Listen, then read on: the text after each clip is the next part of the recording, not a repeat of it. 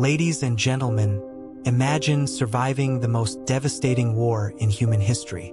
Imagine carrying one of the most important military secrets of World War II across thousands of miles of open ocean.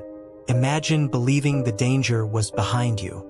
Then imagine watching it all disappear in just 12 minutes.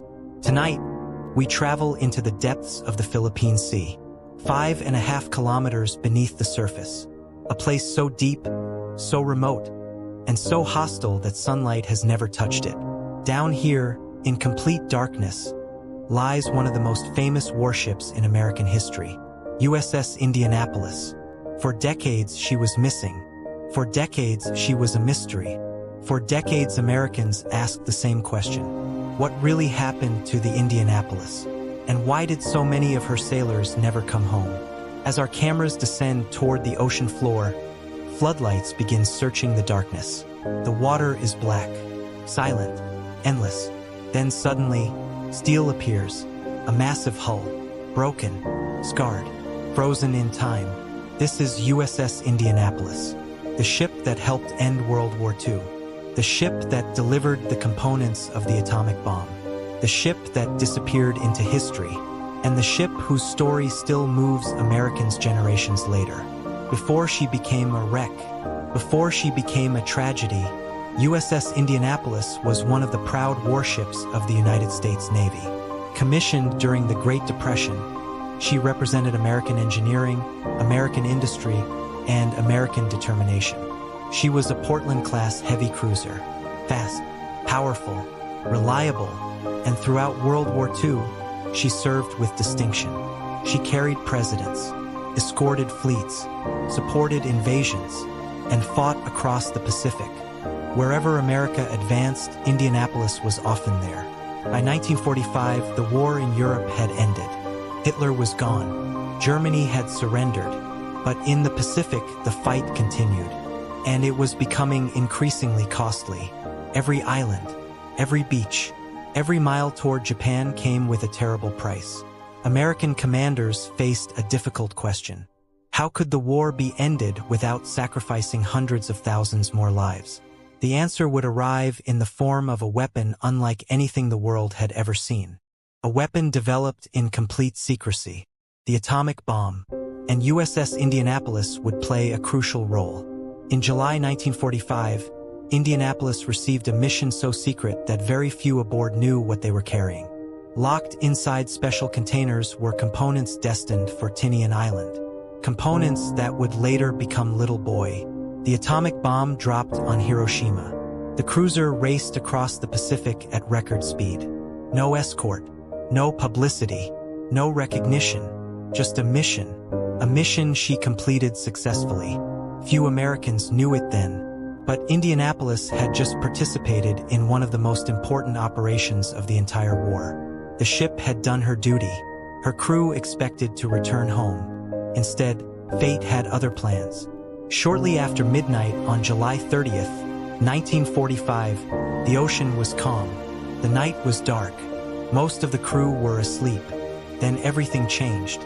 Without warning, a Japanese submarine fired torpedoes. 2 found their target. The explosions ripped through the cruiser. Steel bent, compartments flooded, power failed. The ship immediately began dying. What happened next shocked even experienced sailors. USS Indianapolis sank in only 12 minutes. 12 minutes. Think about that. A ship that had survived years of war, years of combat, years of service, gone in 12 minutes. Roughly 300 men went down with the ship. Nearly 900 made it into the water. But their nightmare was only beginning. Nobody knew they were missing. No rescue mission was launched. No search operation began. No one was coming. For 4 days and 5 nights, American sailors drifted in the Philippine Sea. The sun burned them during the day. Dehydration weakened them. Exhaustion consumed them. And then came the sharks. The attacks became one of the most horrifying survival stories in naval history. Men disappeared. Groups grew smaller. Hope faded. Imagine looking across the ocean. No ships. No aircraft, no rescue, only water in every direction. How long could you survive? How long could anyone survive? By the time help finally arrived, only 316 sailors remained alive. More than 800 men had been lost. It was one of the worst naval disasters in American history. Yet for years, many Americans knew little about it. The survivors carried the memories. The families carried the grief. And Indianapolis slowly disappeared beneath the waves. The war ended only weeks later. America celebrated victory. Soldiers came home. History moved forward. But deep beneath the Philippine Sea, Indianapolis remained exactly where she had fallen. Silent, unseen, forgotten by many, yet never forgotten by those who survived. Decades passed, then generations. Still the wreck remained undiscovered. Many believed it would never be found. After all, how do you locate a ship resting more than 5,500 meters beneath the ocean? How do you search a darkness so vast that it seems endless? The challenge appeared impossible. But Americans have always been fascinated by unfinished stories, and the story of Indianapolis remained unfinished. Finally, in 2017, explorers located the wreck. For the first time in more than 70 years, cameras revealed what remained of the famous cruiser. The discovery stunned historians. The ship was remarkably recognizable. The bow, the guns, the structure, still there, still waiting, still telling the story of the men who served aboard her. Yet seeing the wreck raised another question. What if she could be brought home? What if this American icon could once again rise from the sea? Now begins one of the most ambitious maritime recovery projects ever imagined. Engineers face impossible odds.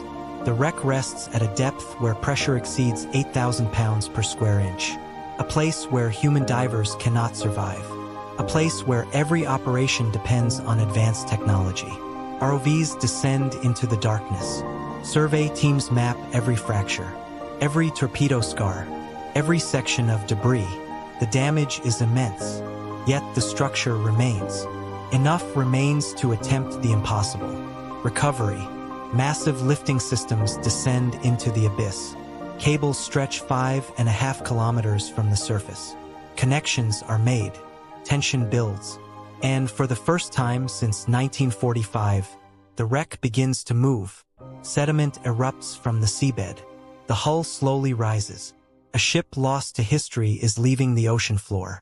Meter by meter, hour by hour, day by day, the giant ascends through darkness toward the light. Then comes a moment nobody thought they would ever witness. USS Indianapolis breaks the surface. For the first time in generations, the ship is scarred, broken, weathered, but she is here, back in the world above, back where Americans can see her, back where her story can be told. Restoration takes years. Corrosion is removed. Structures are repaired. Damage is preserved where appropriate. History is respected. This is not about creating a new ship. It is about preserving an old one, a witness to history, a witness to sacrifice, a witness to the price of war. Eventually, the hull stands whole once again. Not perfect, but recognizable. Not modern, but remembered.